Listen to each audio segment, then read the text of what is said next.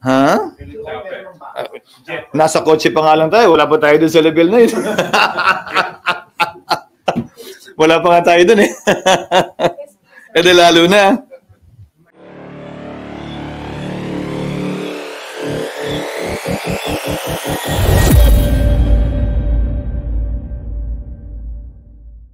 Sir, pag-uusapan din ba yung ruling sa Supreme Court sa impeachment mamaya sa caucus at ano yung personal position mo dun? Wala sa agenda, subalit di ako mapag-uusapan yun dahil imposible namang hindi. That is considered what we may call the elephant in the room. So malamang mapag-uusapan yun mamaya.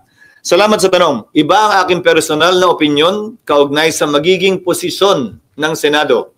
Tulad ng sinabi ko kahapon, kung hindi pa kayo inaantok kahapon, hindi, umaga pa lang yan. Hindi porkit taga-pangulo ako ng Senado, kamay ko lamang ang nagdadala ng tiyempo at magdidikta ng direksyon ng Senado. We are a collective body and we will be deciding upon these matters collectively also through after deliberation and via a vote. Personally, ang posisyon ko ay bilang abogado ay ito. Nagdesisyon ng Korte Suprema, sang-ayon ka man doon o hindi, dapat ito'y sundin. Kung hindi, magkakaroon tayo ng constitutional crisis at baka tingnan tayo ng mga karatig bansa natin at ibang tao na isang banana republic kung saan sinusunod lamang natin yung mga gusto natin. Ilang pananaw pa kaugnay sa desisyon ng Korte Suprema? 5 sa 11 pinag-utos ng Korte Suprema na isumite ng Kamara ay kabilang sa order o kautusan ng Senate Impeachment Court mismo kaugnay sa compliance ng Kamara sa 1-year ban. Sabi nga ng isang kritiko ng Senado noong mga panahong yon, wala daw karapatan ng Senado utusan ng Kamara at tanungin ng Kamara kaugnay ng 1-year ban. Sabi ng kritiko ng Senado yon, desisyon daw yan ng Korte Suprema. Ngayong nagdesisyon naman ng Korte Suprema, ang sinasabi ng parehong taong yan ay Senate is the sole judge of impeachment cases. Dapat wag pansinin. Ano ba yan? Talaga bang nagbabago kung ano ang tama, totoo at naaayon sa batas? Depende sa gusto natin? Hindi ba dapat? Ano man ang gusto natin, dapat ang sundin natin ay ang batas at saligang batas at ayon sa konstitusyon. Korte Suprema lamang ang bukod tanging may kapangyarihan magbigay buhay at mag-interpret ng ating saligang batas. May mga parte din naman ng desisyong hindi ako sang-ayon. Pero kung babasahin natin ang lubusan, kabilang yung mga separate opinions, halimbawa, may mga concurring opinion doon na nagsabing hindi daw tatawid ang impeachment complaint sa susunod na Kongreso. Taliwas yan sa aking pananaw, pero ito'y concurring opinion at hindi bahagi ng majority opinion. Pero nakita ko bilang abogado na minsan ang mga concurring opinion nagiging bahagi ng majority decision sa mga sumusunod na kaso pa. Having said that, maski yung mga puntong yon ay dinala at ika nga sinundan yung ilang concerns din ng Senado kaugnay sa paghiling sa House. Na desidido pa ba kayo dito sa impeachment complaint na to sa ilalim ng 20th Congress? Dahil hindi otomatiko yon. Ayon sa dalawang separate concurring opinions sa dalawang mahistrado, binanggit nila yon sa kanilang opinion. Ulitin ko, ito'y pagpapasyahan namin pero wala ako nakikitang rason at dahilan personally para hindi namin sundan at sundin ito. Maliwanag ang desisyon ng Korte Suprema. The impeachment complaint is null and void ab initio. Ab initio meaning from the beginning. Nakasaad din sa desisyon ng Korte Suprema, hindi nagkaroon mulat-mula ng jurisdiction ang Senado doon sa impeachment complaints dahil sa paglabag sa Bill of Rights, particular due process of law. Pangatlo, sinabi din ng Korte Suprema, immediately executory ang desisyong ito. Ngayon narinig ko pinag-uusapan ng ilang mga bagay, kaugnay ng reconsideration, kaugnay ng pag-file ng pag-apply ng ilang mga prinsipyo sa batas, kabilang ng Doctrine of Operative Fact, pero hindi natin maialis na alam ng Supreme Court ang lahat ng ito. Ang Doctrine of Operative Fact, Korte Suprema mismo ang nagbaba niyan bilang exception sa null and void ab initio ruling nila sa mga nagdaang kaso. So kung nais nilang gamitin yan, edi ginamit na sana nila dito. Pangalawa, tapusin ko lang, At pangalawa, kaugnay sa paglabag ng due process, kinlaro din nila yon na kapag ka-violation ng due process ang pinag-uusapan, ay wala na tayong pwedeng i-review o ibalik pa dahil nawala na ng jurisdiction mula sa simula ang anumang korte o husgado ayon sa majority at unanimous decision ng korte. Yes. Pag-uusapan niyo yan nang nakakonvene kayo as impeachment court o pwede po sa plenary, ma'am? Personal ko ding opinion ito, pero ang masusunod dito ay ang mayoriya. Nakalagay kasi sa sa desisyon ng Korte Suprema, walang jurisdiction ang impeachment court. Walang jurisdiction ng Senado. Nadinggin pa ang mga articles of impeachment. Naalala nyo, bago kami nag-convene, binasa yung articles of impeachment, at least in dulo man lang, bago kami nagka-jurisdiction.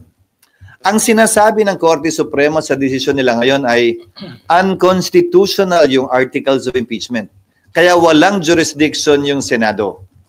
At pag sumumpa yung mga bagong halal na senador, they will swear to do impartial justice during trial.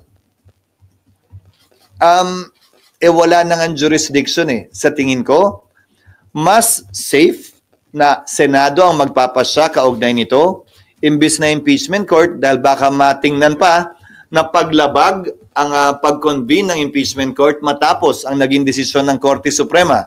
Ngayon, wala bang presidente o meron? Meron. Noong nagpasya ang Senado na i-dismiss yung impeachment laban kay dating Pangulong Estrada dahil sa EDSA 2, dineklara ng Senado, not as an impeachment court, as a Senate, dineklara ng Senadong functus officio na yung kaso, yung impeachment court, at dinismiss yung kaso. So, nung nagdaan, nagawa na rin yan ng Senado. Inaksyon na ng isang impeachment complaint bilang Senado at hindi bilang impeachment court.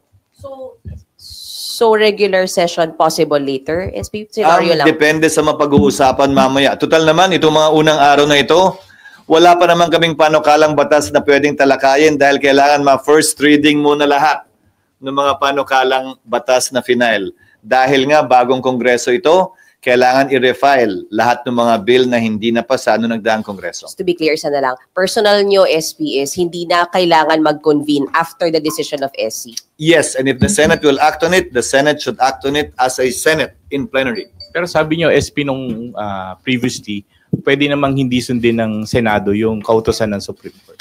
Ang sinabi ko noong nakaraan, pinagpapasyahan pa rin. Pagpapasyahan din namin mamaya yan dahil iba-iba opinion ng Senador.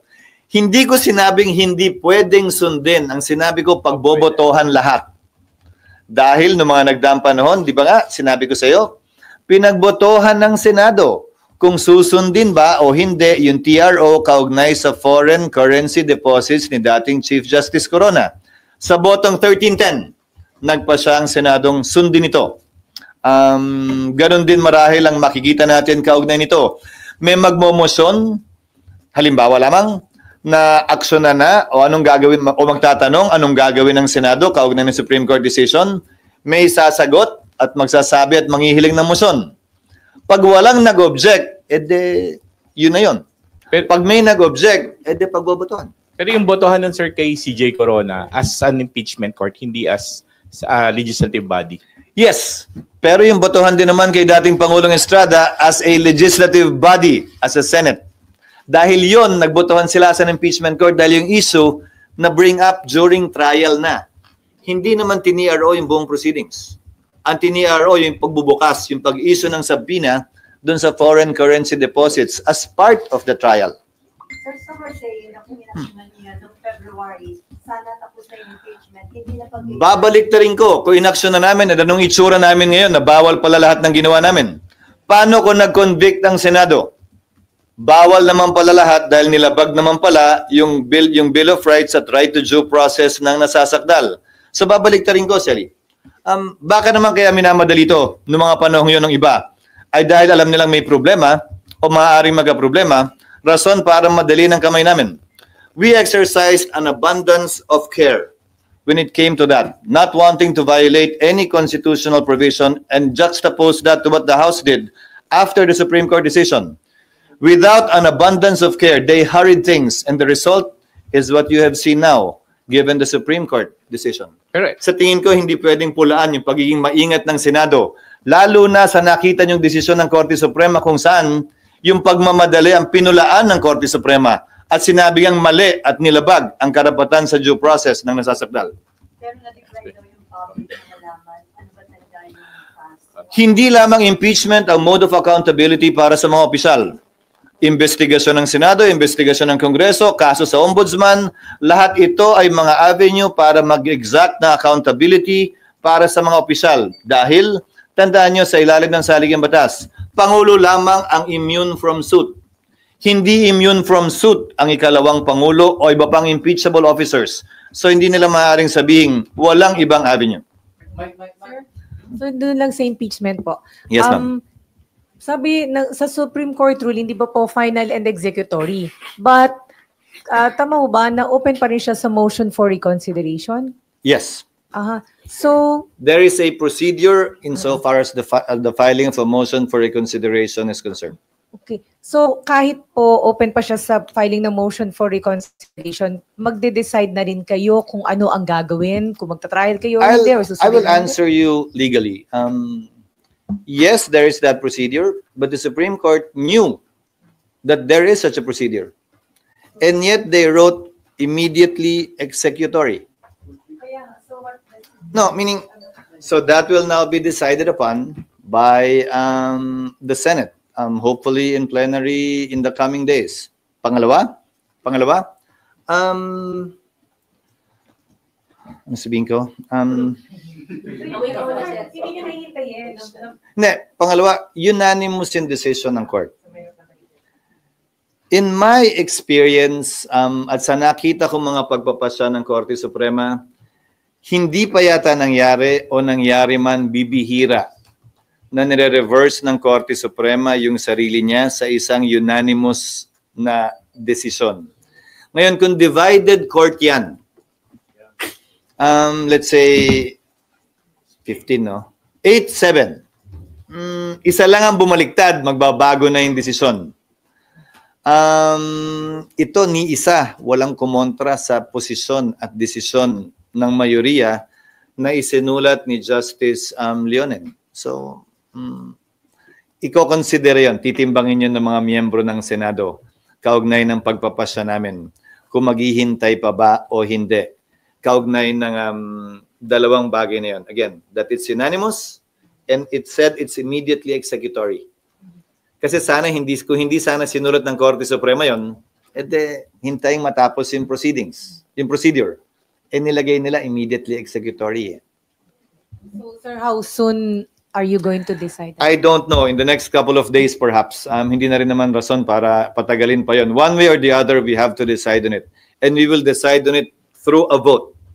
Ulitin ko pag may nag-motion at walang nag-object, botohan pa rin yan pag may nag-motion at may nag-object, doon lang naman i-divide yung House. Pero lahat ng pinagpapasyahan ng Senado ay sa pamamagitan ng botohan, kaya nga sa pamamagitan ng motion. Kahit yung pag-refer nga ng mga bill, motion Sir, so mag-decide kayo SP sa plenary, meron o walang MR?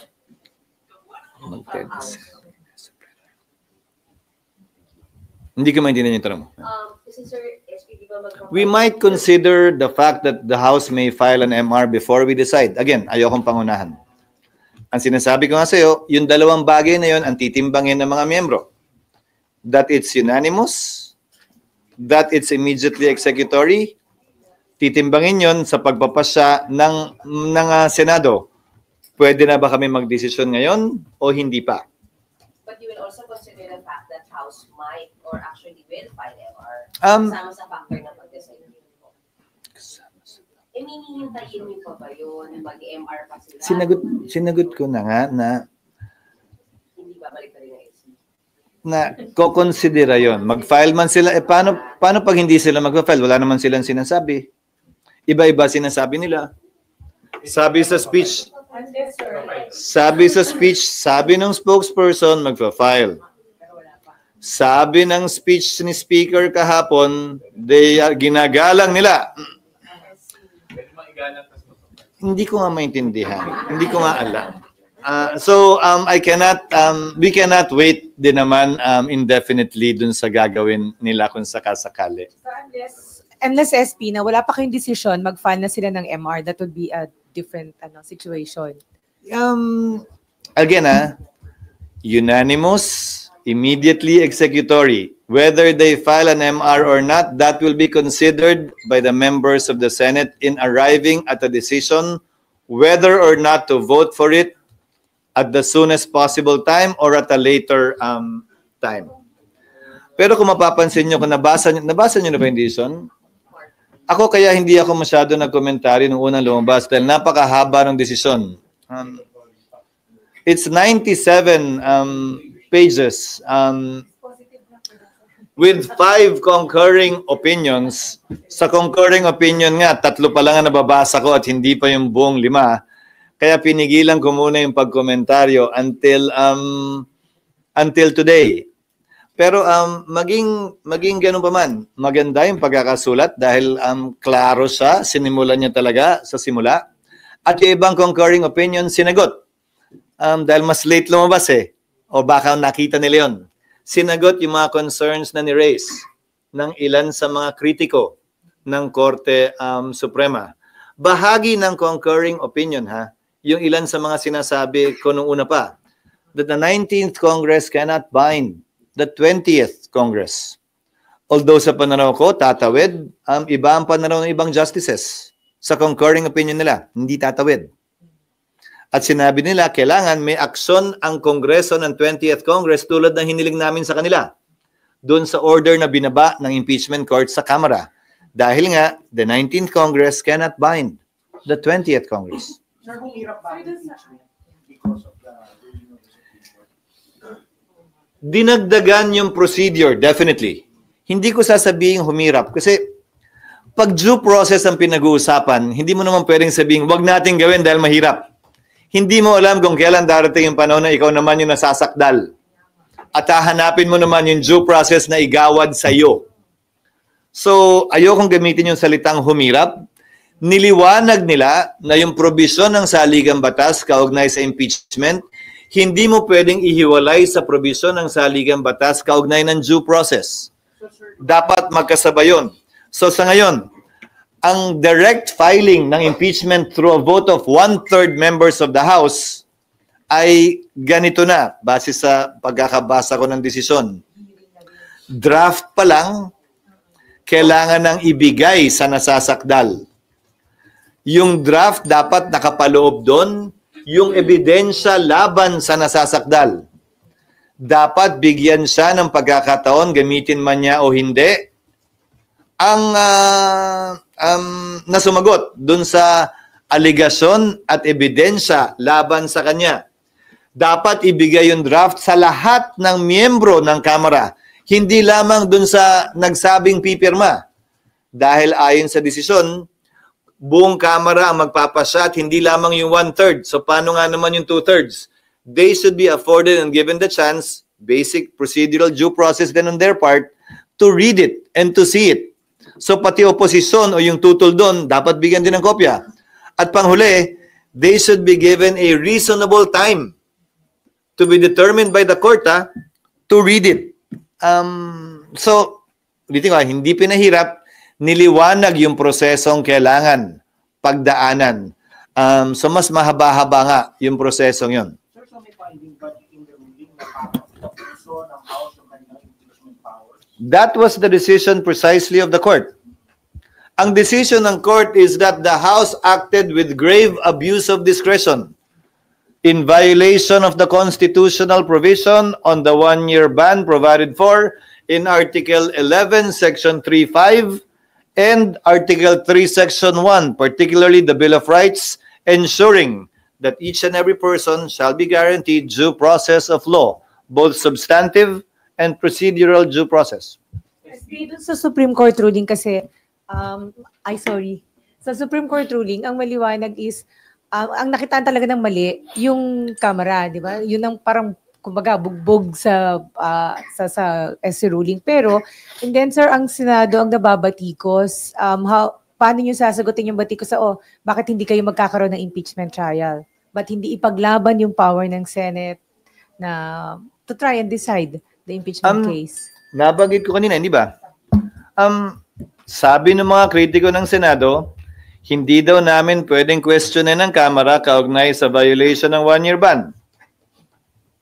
Supreme Court lang daw ang pwede magsalita kaugnay niyan. Noong nag-decide naman ng Supreme Court na violation of one-year ban, ang gusto ngayon nilang, ang panawagan ngayon sa amin, wag namin sundin at mag-trial kami. Sole power to try and decide daw kami. Hindi naman ganun yun. Ang batas ay batas, anuman ang panig na kinakampihan mo. So, ang bumabatikos naman sa amin, Nympha, yung mga pabor sa impeachment eh. Ang bumabatikos sa amin, yung ayaw kay Vice President Sara. Ang bumabatikos sa amin, yung klaro na gusto siyang ma-impeach at matanggal sa pwesto and who have taken their position in that regard.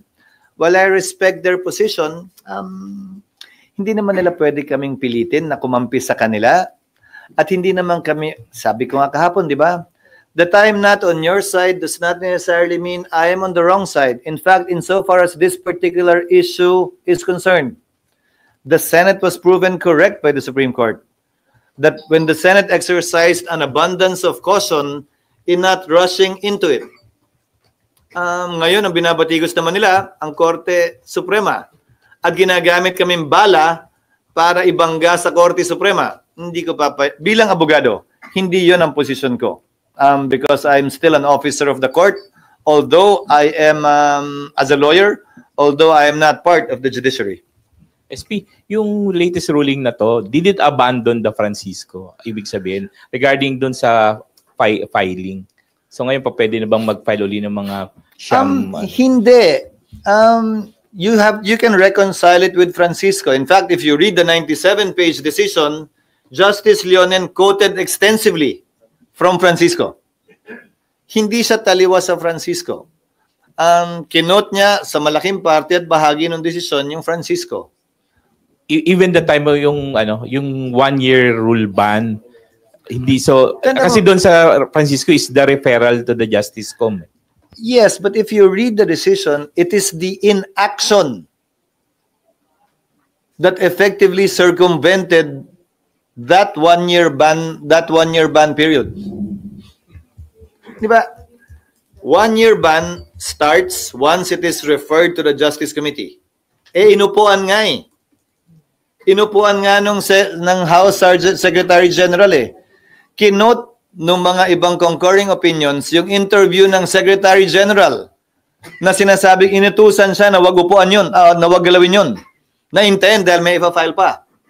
Ang tema ng desisyon sa pagkakabasa ko ay yung pag-upong yun circumvented the 1-year ban.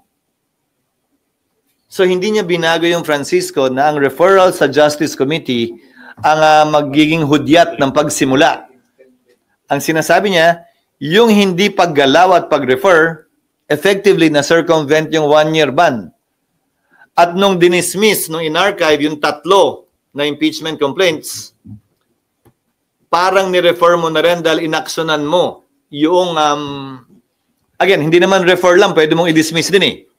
Nung inaksyonan nila yon, doon nagsimula yung 1-year ban. Kaya sabi nila, nung inaksyonan yung 3 impeachment complaints noong February 5, may 1-year ban na nun. Kaya nga nagbigay pa ng petsa si Justice Leonen at ang unanimous vote na decision ng court na pwede lamang mag-file uli ng February 6. Nagbigay siya ng eksaktong petsa. For you, SP, as a lawyer, is it not a judicial overreach on the part of the SC? If you are in favor of the impeachment of the Vice President, then you will take that position. If you are against the impeachment of the Vice President, then you will take the contrary position and will say na desisyon at trabaho ng Korte Suprema na i-interpret ang saligang batas. Again, kung gaano karami ang abogado, kung gaano karami ang posisyon, ganun karami din ang opinion kaugnay sa ginagawa o hindi ginagawa ng Korte Suprema man, ng Kongreso, ng Senado o ng Executive branch.